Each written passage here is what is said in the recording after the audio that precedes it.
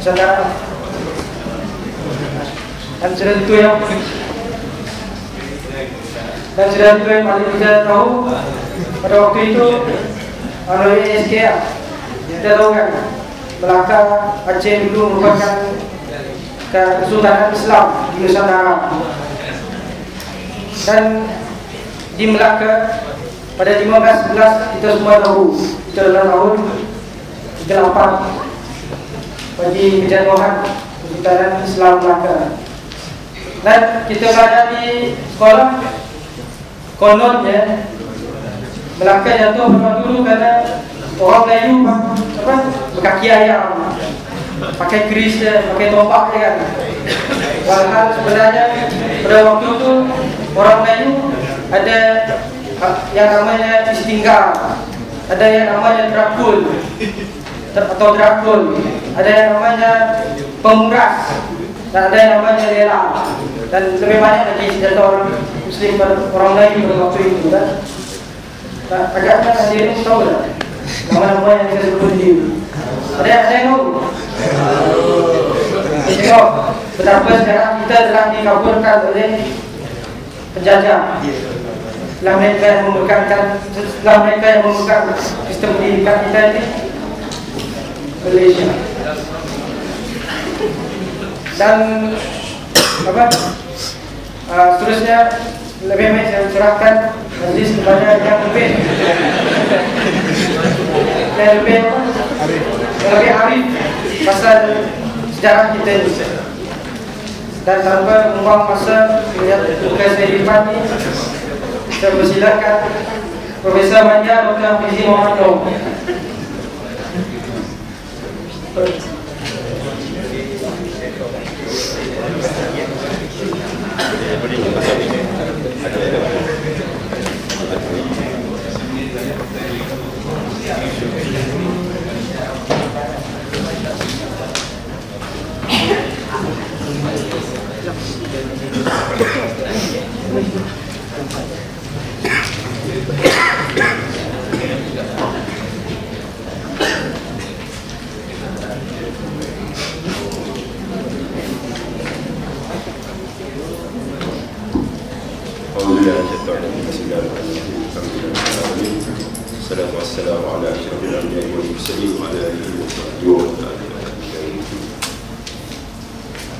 Assalamualaikum warahmatullahi wabarakatuh.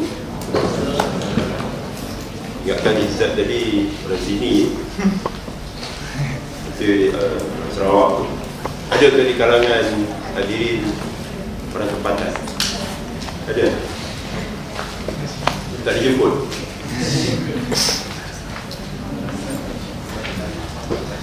Maaf yang pagi ni suara agak hilangan sedikit semua.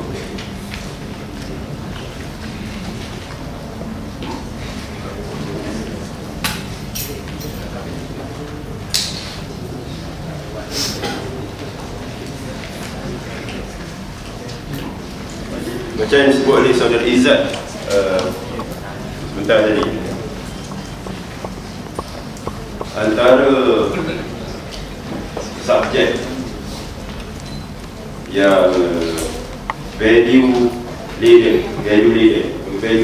maksudnya syarat dengan nilai. Maknanya sejarah tu boleh diulang, boleh dipersembahkan, boleh diketengahkan berdasarkan kepada apa nilai yang kita nak highlight ataupun ketengahkan. Jadi dia value leader, dia tak neutral, dia tak macam matematik, dia tak macam sains, ilmu teknikal, dia neutral sifatnya. Baik. Tapi kalau ilmu sejarah adalah suatu ilmu yang boleh diulang, boleh dipersembahkan dalam bentuk sesuai dengan matlamat yang kita. Jadi kalau kita nak melahirkan suatu bentuk yang diri yang sifatnya Islam, maka sejarah boleh ditengahkan dalam bentuk yang sedemikian. Kalau kita nak melahirkan manusia sekular, kita boleh juga menggunakan sejarah untuk melahirkan manusia yang sedemikian. Kalau kita nak melahirkan manusia yang syarat dengan nilai-nilai asabiyah, kesungguhan, kecenderungan terhadap suku, kaum, bangsa, itu pun boleh melakukan melalui sejarah. Sebab itu sejarah ini adalah suatu disiplin ilmu yang perlu diketengahkan, perlu diolahkan sesuai dengan sebab bagaimana ingin dipersembahkan oleh Allah SWT di dalam. Ya. Baik, kalau kita lihat di dalam Al-Quran ada beberapa tonggak paksi, 5 paksi Quran. Salah satu daripadanya adalah sejarah. Hampir 40% daripada ayat-ayat yang Allah Ta'ala sebut di dalam Al-Quran adalah ayat-ayat yang menyentuh sejarah secara langsung atau tidak. Ini yang disebut oleh Saudara Rizal masa pembukaan majlis tadi. A'udzu billahi minasyaitonir rajim. Qad khalat min qablikum sunanun fasiru fil ardh wanzuru kaifa kana 'aqibatul mukazzibin. Telah berlalu sebelum kamu sunan peristiwa-peristiwa, maka berjalanlah kamu di atas muka bumi dan saksikanlah kesulahan golongan al-mukazzib, golongan al-mukazzibun. Siapa dia golongan al-mukazzibun? Golongan yang mendustakan. Mendustakan apa? Mendustakan kebenaran.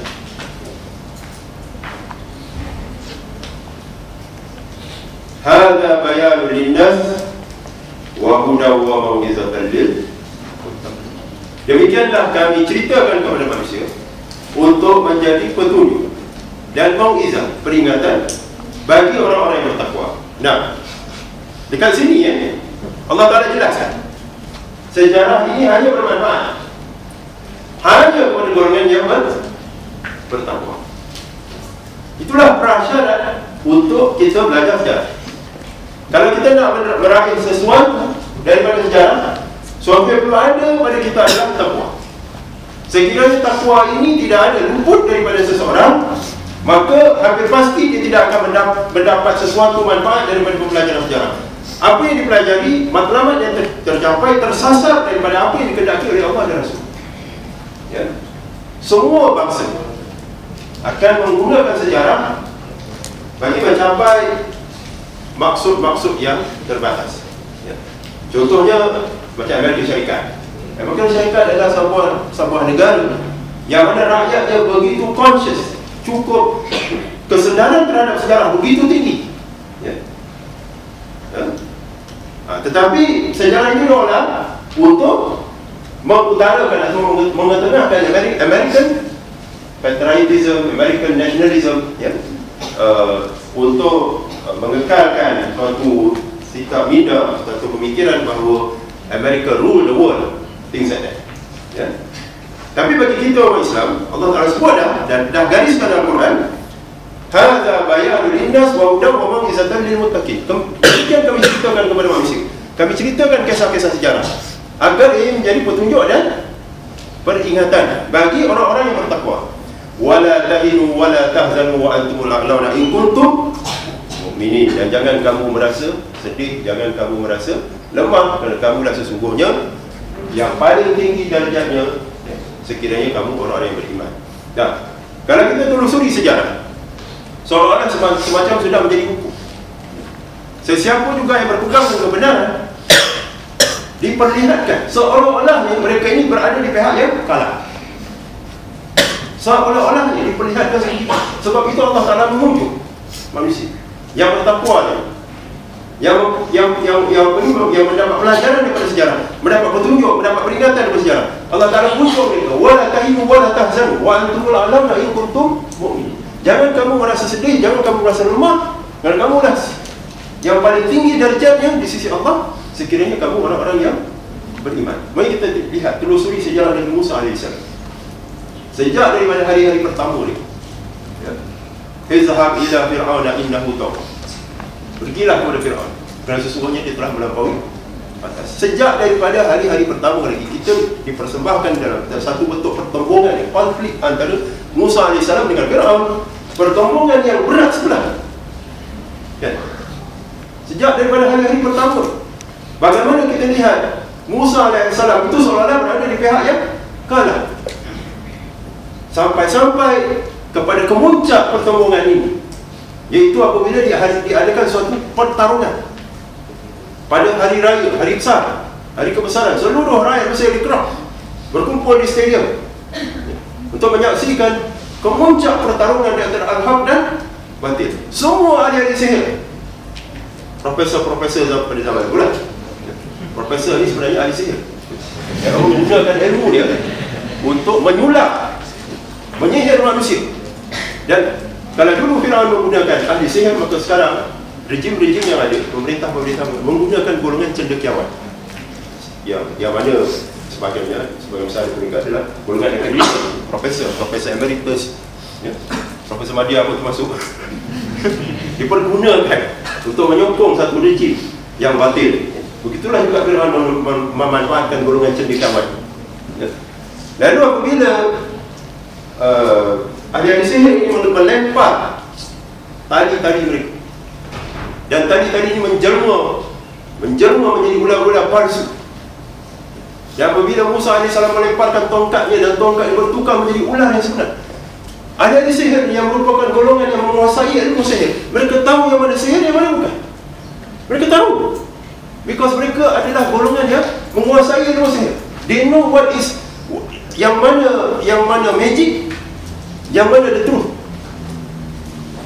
Sebaik saja mereka melihat bahawa ular yang terbit daripada tongkat Musa AS itu ular yang sebenar, apa yang berlaku? Mereka sujud dan mengakui bahawa Tuhan yang sebenar adalah Tuhan Rabbi Musa Tuhanku adalah Tuhan Musa dan Harun. Dan pada saat itu mereka dijatuhkan hukuman.